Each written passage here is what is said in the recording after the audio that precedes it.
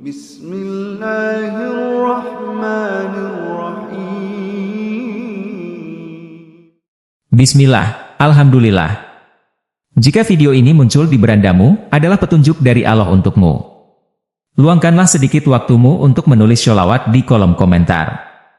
Sebagai salah satu bentuk cinta kita kepada Allah dan Rasul-Nya, serta sebagai upaya untuk mendapatkan syafaat di hari akhir. Terima kasih, semoga Allah memberkahi kita semua. Assalamualaikum warahmatullahi wabarakatuh. Di sebuah desa kecil bernama Sumber Makmur, hiduplah sepasang suami istri bernama Ahmad dan Nur. Mereka dikenal sebagai pasangan yang rajin bekerja dan sangat dihormati oleh masyarakat desa. Ahmad adalah seorang petani yang tekun, sementara Nur mengelola sebuah warung kecil di depan rumah mereka. Meski hidup sederhana, mereka selalu bersyukur dan bermimpi suatu hari bisa menunaikan ibadah haji. Suatu hari, datanglah seorang pengusaha kaya bernama Pak Herman yang ingin membeli tanah di desa tersebut untuk pembangunan jalan tol yang akan menghubungkan desa mereka dengan kota besar terdekat. Pak Herman menawarkan harga tinggi kepada setiap pemilik tanah, termasuk Ahmad dan Nur. Namun, tanah yang diincar Pak Herman adalah tanah makam leluhur mereka yang telah ada sejak generasi kakek buyut Ahmad. Ahmad tergoda oleh tawaran tersebut. Ia melihat kesempatan besar untuk mewujudkan impian mereka untuk berhaji dengan uang yang ditawarkan. Meski demikian, Nur merasa ragu. Bagaimana mungkin mereka menjual tanah yang merupakan makam leluhur mereka? Bagaimana mungkin mereka menjual tempat yang selama ini dihormati oleh keluarga besar mereka? Setelah berdiskusi panjang dan mempertimbangkan mimpi mereka untuk berhaji, Ahmad dan Nur akhirnya setuju menjual tanah makam leluhur mereka. Mereka meyakinkan diri bahwa niat berhaji adalah alasan yang mulia, dan dengan itu Tuhan akan memaafkan mereka. Tanah makam leluhur itu akhirnya berpindah tangan ke Pak Herman, dan proyek pembangunan jalan tol pun dimulai. Warga desa yang mengetahui hal ini sangat kecewa. Mereka merasa Ahmad dan Nur telah mengkhianati warisan leluhur mereka demi keuntungan pribadi. Namun, Ahmad dan Nur tidak peduli. Mereka segera mempersiapkan keberangkatan ke Tanah Suci dengan hati yang penuh harapan. Dengan uang hasil penjualan tanah, Ahmad dan Nur mempersiapkan keberangkatan ke Tanah Suci. Mereka merasa penuh harapan dan kebahagiaan bisa mewujudkan impian mereka. Di Mekah, mereka menjalani rangkaian ibadah haji dengan penuh semangat. Setiap langkah yang mereka ambil terasa seperti mimpi yang menjadi kenyataan, dan mereka merasa lebih dekat dengan Tuhan. Namun, ketika tiba di Arafah, Ahmad tiba-tiba merasakan sakit yang luar biasa di dadanya. Ia terjatuh dan tak sadarkan diri. Nur panik dan segera mencari bantuan medis. Dokter mengatakan bahwa Ahmad mengalami serangan jantung mendadak. Ahmad dibawa ke rumah sakit terdekat, tetapi nyawanya tidak tertolong. Nur merasa sangat terpukul dan hancur. Ia tidak menyangka suaminya akan meninggal di Tanah Suci. Kepulangan Nur ke Indonesia tidak membawa kebahagiaan seperti yang dibayangkan. Warga desa menyambut Nur dengan pandangan sinis dan penuh kekecewaan. Mereka menganggap kematian Ahmad sebagai azab atas perbuatan mereka yang telah menjual tanah makam leluhur. Nur merasakan beban yang sangat berat di hatinya. Rasa bersalah dan penyesalan menghantui setiap hari-harinya. Di rumah, Nur sering merasa ada yang tidak beres. Ia mendengar suara-suara aneh di malam hari dan melihat bayangan yang membuat bulu kuduknya berdiri.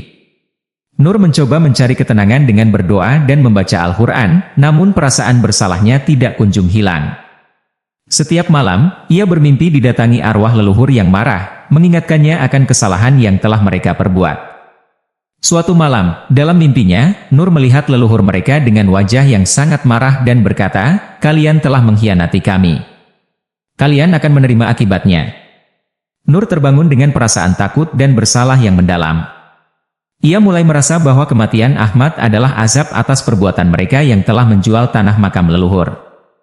Beberapa hari setelah kepulangannya, Nur mulai merasakan perubahan aneh pada kulit wajahnya.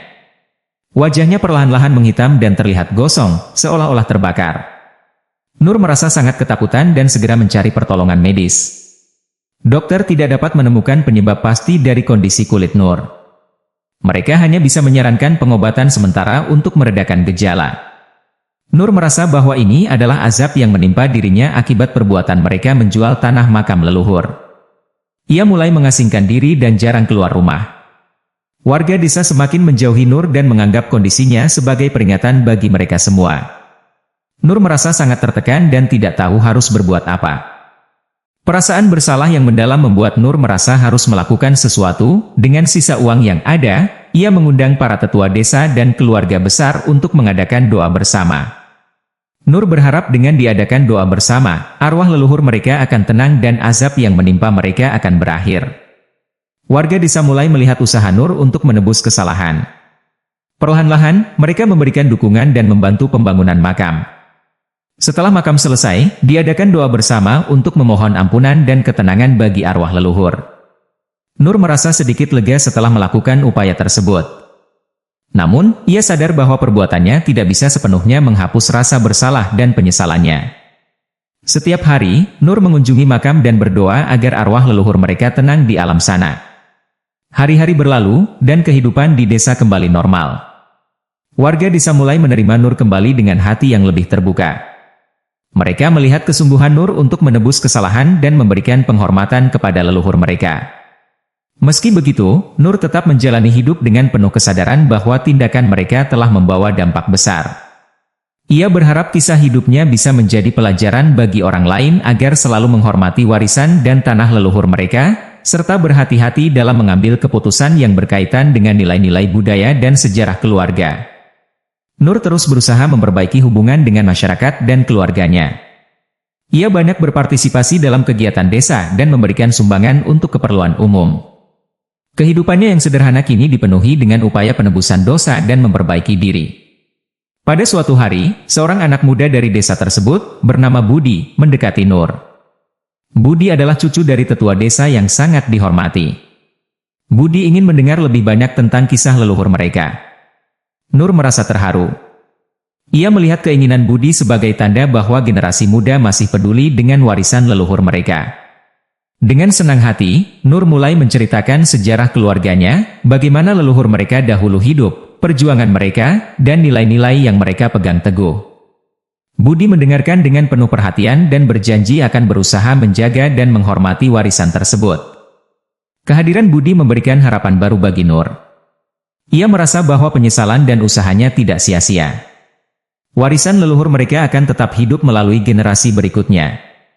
Kehidupan Nur menjadi lebih bermakna. Ia menemukan kedamaian dengan berbagi pengetahuan dan kisah-kisah leluhurnya.